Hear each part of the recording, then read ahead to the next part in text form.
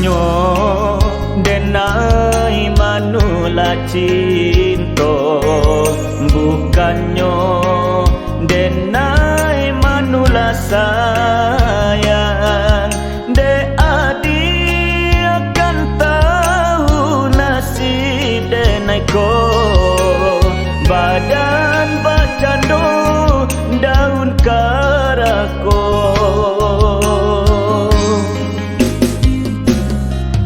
Dibilang untuk ang si badan diri diniru atah orang cupakan jo cinta nyodenai cangguang kabalabu sadang basayang dan batinggakan.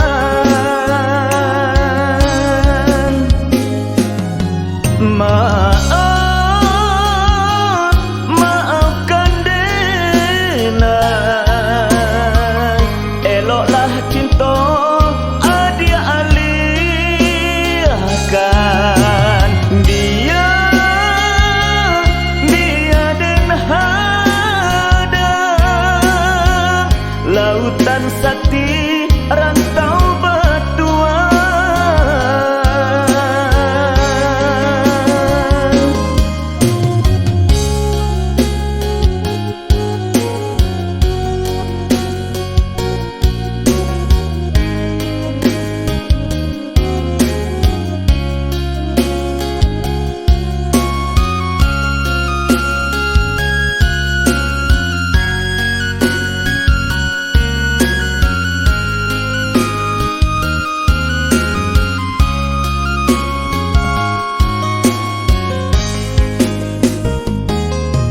Bukannya denai manula cinta, bukannya denai manula sayang.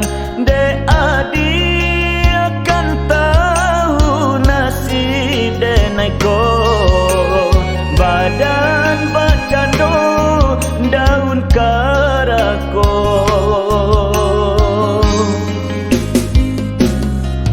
Dibilang untuk ang si badan diri diniru atah orang cupakan jo cinta nyodenai cangguang kabalabu sadang basayang dan batinggakan.